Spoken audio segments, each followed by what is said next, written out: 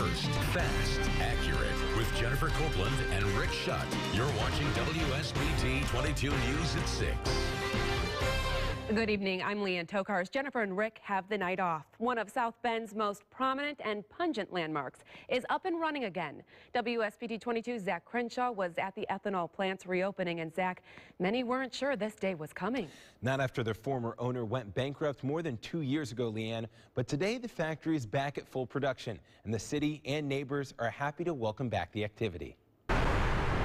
Things are finally getting steamy again at the ethanol plant in South Bend. 2, 1. At today's ribbon-cutting ceremony, there was celebration and a collective sigh of relief that the facility is up and running again. You know, if this thing didn't make it, we would have had a big hit in our utility revenues. We would have had a loss of jobs that would have been permanent in our community. And we'd still be trying to figure out how to keep water out of people's basements in the surrounding area. That water once flooded Brian Kirkendall's basement. WSBT interviewed him more than a year ago about the problems the shutdown plant was causing. It's really tough. That was then. Well, from talking to some of my neighbors, it has been a nightmare for most of us because a lot of people didn't have flooding insurance and all that kind of stuff when everything happened. This is now. We get a peace of mind. You know, we can go back to living like we was living. As for the notorious smell, we have nothing in the air now.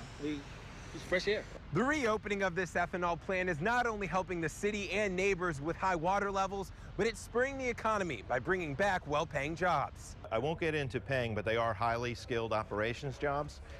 There are 70 full-time jobs. During plant construction, there was over 300 people on site. As for what those 70 new employees will be doing, well, in layman's terms, we're taking in many cases, locally grown corn.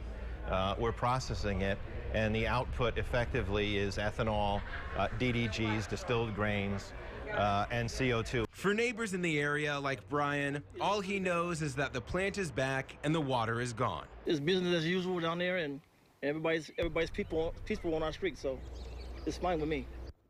Well, the factory is up and running again. The once permeating smell is noticeably gone from the area. Neighbors say the factory has found a way to filter the ethanol smell underground, and they're happy to be breathing cleaner air. In the studio, Zach Crenshaw, WSBT 22 News.